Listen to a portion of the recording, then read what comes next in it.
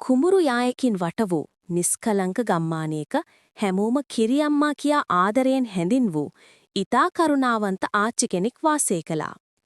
සෑම උදෑසනකම කිරියම්මා ළමයින්ටත් අසල්වැසියන්ටත් බෙදා දීම සඳහා ඇගේ මැටි මුට්ටියෙන් කිරිවත් කළා. එක් උදෑසනක ඇය කිරිවත් කරන්න ගිය විට තමන්නේ සියල්ල පාවිච්චි නොකලත් මුට්ටිය සම්පූර්ණයෙන්ම වාගේ හිස් වී ඇති බව දුටුවා. එදා රාත්‍රියේ ඇය දොරපිටුපස සැඟවී බලා සිටින විට කුඩා වන දේවතාවන් කණ්ඩායමක් ඇගේ කිරිපානය කිරීමට හොර රහසේ පැමිණෙනු ඇය දුටුවා. ඔවුන්ට දොස් පැවරීම වෙනුවට කිරියම්මා සිනාසී සෑම රාත්‍රියකම ඔවුන් වෙනුවෙන් මුට්ටියේ අමතර කිරි ස්වල්පයක් ඉතිරි කළා. පසුදා උදෑසන ඇය අන්නාඩිට කොපමණ කිරි බෙදා දුන්නත් මුට්ටියේ ආශ්චර්යමත් ලෙස නැවතත් කිරිවලින් පිරි ඉතිරි යන බව ඇය දුටුවා.